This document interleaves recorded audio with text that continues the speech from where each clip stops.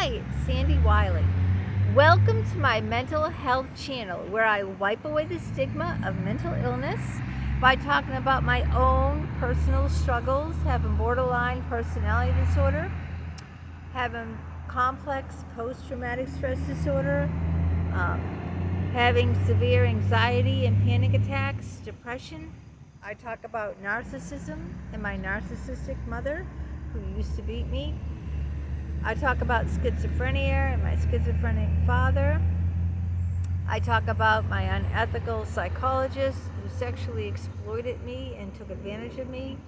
I talk about all the different therapies I've been in and a plethora of other mental health related topics. But I only come on as a former patient of almost 20 years. I am not a licensed therapist. I do not hold a degree in psychology, so I cannot diagnose you or give you a professional opinion. All I ask in turn of you is your kindness and respect in the comments. Please be kind and respectful to me. Be kind and respectful to other people who comment. We don't need to agree on everything, but we do need to always show each other respect and kindness. Now, if you are new to my channel, welcome. Stick around, take a chance, hit that button that says subscribe in the lower right hand corner. It's 100% free, and that way you will be contacted whenever I have a new video up. If you like what you see, give it a thumbs up, share it with your friends, comment. I always answer comments. I will always get back to you. I will never ignore your comments. Now, today's topic of discussion is how do relationships fail? Do you ever feel like you don't matter anymore in your relationship with someone? Have you ever felt like, disconnected from a person? I mean, I do I feel like my husband's indifferent a lot of times. Like the person is indifferent, like you don't matter. That's a horrible, horrible feeling, to feel like you don't matter, that, you no longer feel the connection, that the person is physically there but mentally checked out of the relationship. And one of the reasons how this happens is by neglect. Neglect is the number one reason how this happens. Sooner or later, after a certain amount of time in a relationship, people take each other for granted. Now, this is not only with romantic relationships, okay? This is with all relationships. This happened with my ex-best friend, Holly. In the beginning, she used to buy me birthday cards all the time. She'd call me up on my birthday and she would have her kids singing happy birthday to me on the phone. And we'd always make plans to get together. And then after so many years, because we were friends for 12 years, other people came into her life. She had other friends. She made other friends. And she started dating someone new. And she neglected the friendship. She no longer bought me a birthday card for my birthday. She no longer called me. We no longer made plans to get together. We always said we're going to get together, and then when we made plans, she'd cancel them at the last minute. Something came up all of a sudden. So she neglected our friendship, and as a result of her neglecting our friendship, the friendship ended. You can, in the beginning, everyone is gung-ho, right? It's like a child with a new toy. Everyone loves the novelty. In the beginning, like a child with a new toy, they put in the time, they'll make the time, right? If you really care about someone, this hair is flying crazy. If you really care about someone, you will make the time. And in the beginning, people put the effort in. Then after a while, they take the relationship for granted. They neglect the relationship. They let other things take priority, like work, or like hobbies, or like a guy, hanging out with his buddies when he used to put, time into his girlfriend. Now he has more time for his friends all of a sudden because he knows, he can get a booty call anytime he wants to. So he neglects his girlfriend and plays golf on the weekends instead of hangs out with his girlfriend. Or, you see it in every relationship. I showed you how it happened. I told you how it happened with my best ex-friend, Holly. That in the beginning she put all the effort into the relationship, but then she started neglecting me. Other things came up. She made other friends, and she got a new boy toy for herself, and then she had no time and made no effort for me.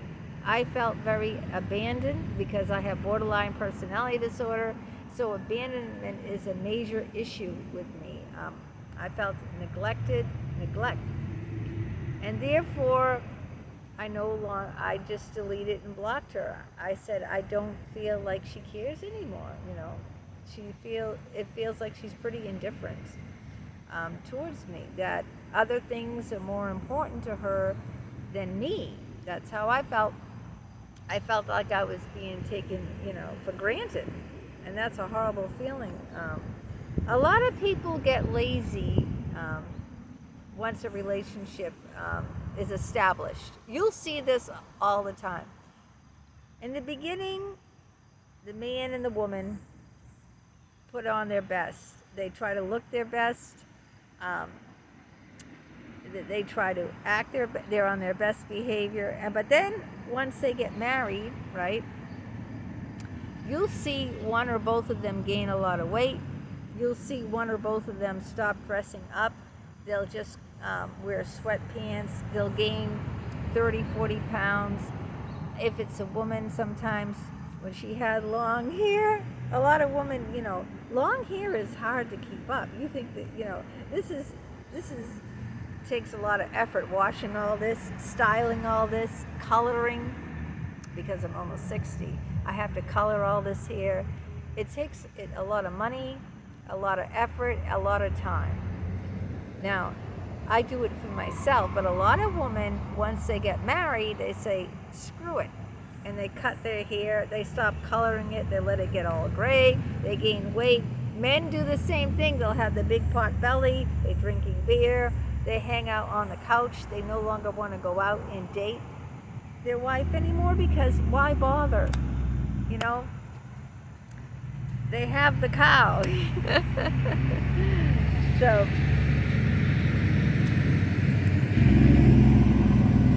then the relationship takes a backseat to everything, and one or both people feel neglected, and when that happens, it's really the beginning of the end of the relationship. So that is one reason of how relationships feel. Another reason of how relationships feel after neglect, number 2, is contempt. Why would someone have contempt for you in a relationship? They disregard you. They disrespect you. Because they probably had this image or this fantasy of what, marriage was, or what a relationship was. Or they probably had a fantasy of what you were, or what you would bring, to the relationship. Maybe they thought you were something you weren't, or something. And so they start really feeling contempt. And contempt just is like a cancer. It eats away at your relationship. When you feel like someone is beneath you, when you have disregard for that person, you start having disrespect for that person. You might say jokes, give them jabs, or offhanded jokes. Jokes that have jabs in them, like, oh, I was only joking. Like, oh, you look good, you look good for your age. And then you start to question, like, that really wasn't a compliment at all. Like, they'll give you digs. My husband does this all the time to me. Pokes at me, gives me jabs, and then he'll just say, "Oh, I was just joking." It's very easy to have contempt because in the beginning we have this fantasy of how the other person is, what the kind of life we're going to have with the other person, and then reality comes in and completely destroys that picture. Like, for instance, we got married, we had children, we thought we were going to have, be married, have 2 children, a pet, a white picket house, and all the white, the house with the white picket fence and all, and 2 beautiful children. Our son came down with pneumococcal meningitis. He was in the hospital for 2 years. You don't expect life to throw you a curveball like that. As a result of that, when my son was in the hospital, me and my husband never saw each other. I started having affairs with people. I was very unhappy. So your expectations are shot down. That's number 3 on the list. Expectations will destroy a relationship. Don't go in with expectations in anything. In a job, in a friendship, as being a mother. A lot of women, they have these expectations, especially young people. They'll have children. They'll say, "Oh, I want a cute little baby because I want someone to love." I never had anyone love me. I came from a dysfunctional, traumatic family, like I did. All the guys use me. If I get pregnant and have a baby, I'll have this adorable little cute little girl. I can dress in frilly dresses and do her hair in pigtails and buy Barbies. And so they have this is what my mother did. My mother is narcissistic. She had certain expectations of what being a mother was, of having a little girl, thinking it's like a doll. But I wasn't a doll. Even my aunt called me Dolly. See, they had certain expectations, but what happens when the child wets the diaper or the child cries because the child is hungry? It's not a doll. It's not a doll you can put away in the toy chest when you're done playing with it. It's a real live baby that is helpless and needy and needs you to change the diaper and needs you to feed it, needs you to bathe it, needs you to, if they're crying, to figure out what's wrong. Maybe they have gas, maybe you need to burp it. Needs you to take it to all its doctor's appointments. See? So once the reality comes in, those expectations of, I just want to have a baby, I want someone, to love unconditionally, because I never grew up with that. But once real life kicks in and they can't sleep, the baby's up all night, this isn't how it's supposed to be. Then all the expectations go out the window. And that's another thing that destroys relationships, having unrealistic expectations. In fact, it's very hard not to have expectations. I mean, everyone has, even if you sit there and look me in the face and say, I don't have any expectations, you're lying.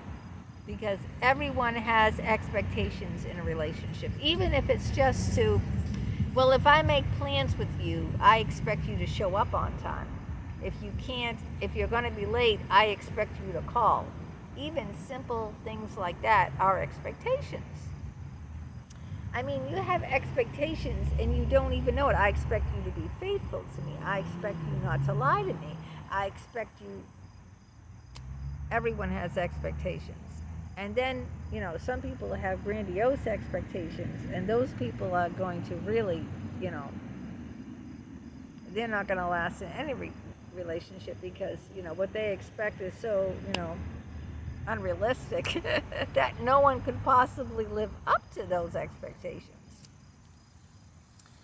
But the one way to destroy a relationship, too, besides neglect and contempt, the third one is having unrealistic expectations. Because people are people. People get sick. Who'd have thought that my son would be in the hospital for 2 years having permanent brain damage? Does anyone go in to parenthood thinking, oh, my child could get brain damage and be hospitalized for 2 years? Or my partner could get breast cancer and lose her breasts? Say a man thought his wife was oh my God, she's drop dead gorgeous. I mean, she's got big breasts, big booty, tiny waist, and gorgeous long flowing hair. I mean, he marries her and think, wow, I'm the luckiest guy in the world. I really am really hot for my wife. Wow. Then life throws, reality sets in, and the wife gets breast cancer. This is life. It happens. It happened to my son, that he got deathly sick, and he has a mind of he's an invalid. It can happen to you get married, a woman loses her hair from cancer, she loses her breast from cancer, she's sick, she doesn't have, and a lot of marriages do not withstand that. A lot of people walk away. They just can't deal with it. They go, oh my God, I can't deal with this. Look what happened. What happened to my beautiful wife? She's gone. She's a shell of a person. I'm just saying the truth of how people with expectations, you could say, well, that person was a shallow person. Yeah, probably they're a shallow person, but this is reality, This is reality. I'm no longer attracted to my husband.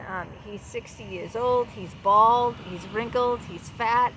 He looks like he's 9 months pregnant. And you might say I'm cruel to say this, but I'm being brutally honest with you. I am physically repulsed by my husband. Physically repulsed. Of course, I don't tell him this. I would never want to hurt his feelings. He's a wonderful man. He treats me with great respect.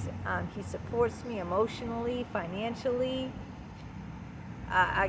Where would I be without him? But I can't say that I'm attracted to him at all. It would be a lie.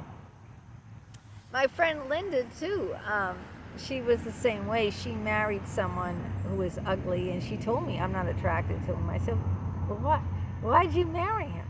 Her parents were, wanted her and her son out of the house. She got divorced and moved in with her parents, and she stayed there for many years, raising her son. And the father didn't want them, especially the son was, disruptive. He was loud and disobedient, and Linda really didn't, punish him or anything. Anyway, the father just said, you need to get out. And Linda really didn't have any money. She worked part-time in a dental. She wasn't a hygienist. She worked in a dentist's office, but she only made very little money. So she couldn't support herself, and this guy from California was loaded, had big money, and I think the family introduced it was friends of the family, and they kind of pushed her either him or the street girl, because you can't be living here anymore. But so that's how it is. So those are the three things, and I'm being brutally honest with you. When I married, I didn't expect my husband to be bald and fat. If you look at my wedding picture, my husband had a full head of very, very wavy, thick hair, very wavy. He looks nothing like his wedding picture. Not many people do, but he had blue piercing eyes, a thick, wavy head of hair. Now he's completely bald. He's grossly overweight.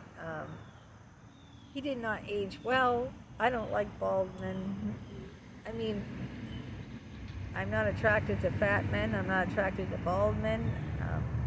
I like older men, but I like them to be physically fit. So my expectations went like, took a nosedive. And that happens in relationships. You expect your partner's going to age, you know. They're not going to look the same as when you met them. If you met them, especially when you met them young. Now, if you meet them when they're, like you meet someone middle age or something, you know. But if you meet, we met when I was 18 and my husband was 19, okay? We were teenagers. And, you know, he was thin when I met him. He weighed 155 pounds. You know, he must have gained 40 to 50 pounds since then. He was thin, he had hair, and he wasn't handsome, but, you know. But you see where I'm going with this, and I'm trying to be very honest with you. So those are the 3 things that can, you know, have a very destroy relationships: neglect, contempt, and expectations. There's a lot of other things too, but people change, you know. Through the years, they're not the same person. It's like you married someone different. Maybe, you know, at one point I was happy being a stay-at-home mom, sitting in the house, taking care of kids and cooking and cleaning, but then I wanted to go back to school. And, you know, your husband doesn't support that because, well, that's not what we said. You know, you said you wanted to be a stay-at-home mom, but after so many years you don't feel fulfilled in yourself and you want to go out there, and then that changes the dynamic of the relationship. People change. Either you grow along with people or, you know, you don't. And then it ends. If you don't grow with people, the relationship isn't sustainable anymore, you know. That's what happens. Or someone has addictions that when, you know, well, like me, I didn't have any alcohol problem until I started seeing therapists, and I was sexually raped by my therapist, and then I started drinking alcohol.